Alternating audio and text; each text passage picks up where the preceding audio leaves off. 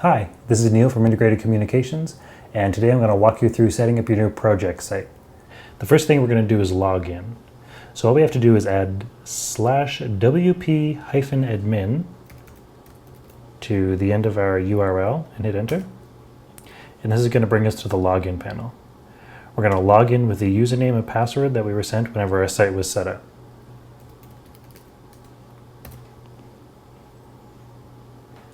If this is a new user account, your password would be a long string of numbers and letters, but don't worry, we're going to be able to change that in a second. So we can see that we're logged into our site now, and the first thing we're going to do is change our password. So we're going to go over here and click Users, and then I'm going to come down here and click Your Profile.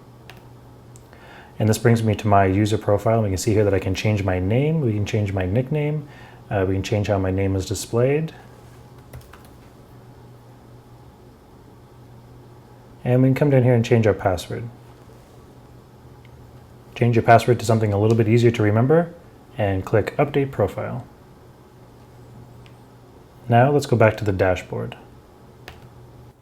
We're going to start adding content to your website. WordPress has two main kinds of content, posts and pages. A post is simply a blog post and is best for news or updates for your readers. Blog posts are generally displayed on your website in reverse chronological order. That means that your most recent one will be at the top and they'll go backwards from there. Most of the users on our project sites don't bother with blog posts and stick to pages. A page displays static content, and we're going to look at that now. So click Pages from the admin menu on the left. And we're going to see that there's a sample page here by default. And we can delete this page by just hovering over it and clicking Trash. Creating content is pretty much the same whether you're creating a page or a post, but I'm going to walk you through the process by creating a page. So to create a page, we're going to come up here and click Add New. Here we can add a title and fill out the body content for a page as well. You can see that by using this menu at the top of the body field, we can bold text, we can italicize text, we can add lists, and we can hyperlink text as well. If you're copying and pasting text from Microsoft Word or another text editor, use this Paste as Text button, and that'll clean up the text before it gets posted into your page. So once we're done writing all of our page content, we can come over here and click Publish. And then to view our page, we're going to go up here and say View Page.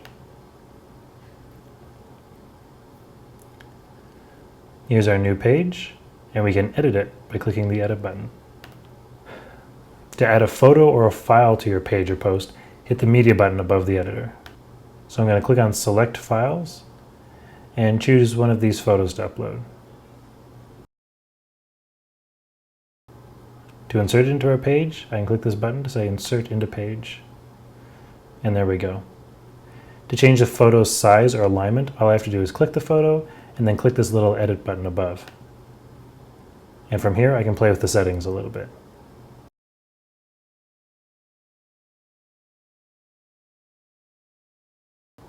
Once I'm done editing my page, I just have to hit Update and it saves the page again. So now you can continue to add pages as you need. So after you're done adding pages, we're going to work on the site's menu. As you've been adding pages, you'll see that they've been added to this black bar underneath the header image on our site. But maybe that's not the order we want it in, or maybe we want to nest some pages under others. So we're going to go back to our dashboard, click Appearance, and then Menus. So we'll see that we have our default menu here, but I want to create a new one. So I'm going to come up here and say Create a New Menu. I'm going to give it a name and hit Create Menu. So now that this is done, I can start adding pages and links to my menu. I can come over to the left-hand side and see all of the pages that I've created. So I'm going to select those and say Add to Menu. And I can rearrange these as I need.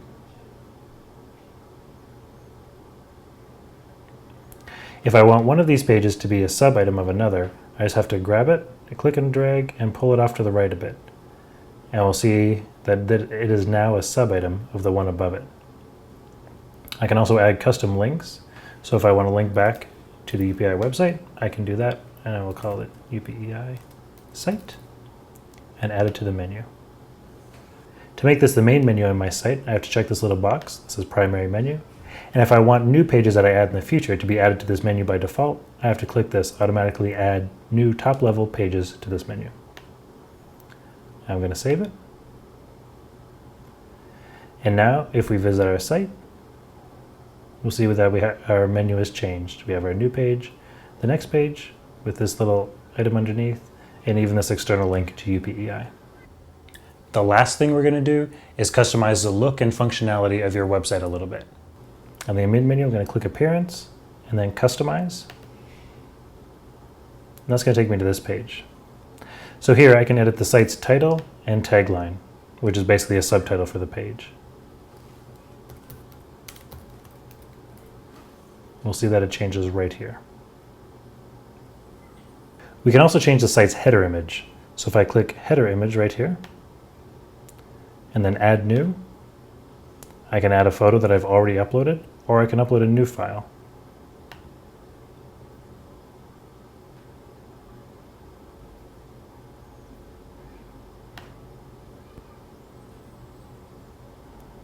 Once it's been uploaded, I'm going to say Select and Crop. And it's going to give me the option to crop this photo a little bit to display exactly what I want.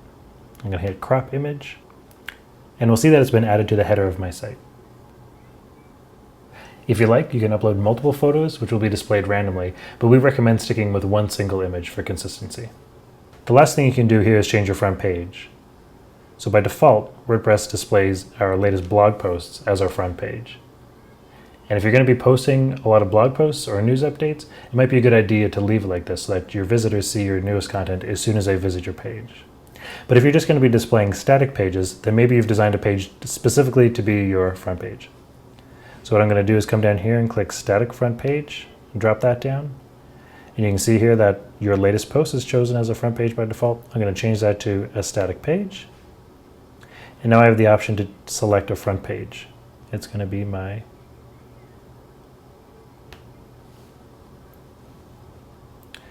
Whenever I'm all done, I can come up here and say Save and Publish. So there you go. That covers the basics of setting up your site, adding some pages and posts, and organizing your content a little bit.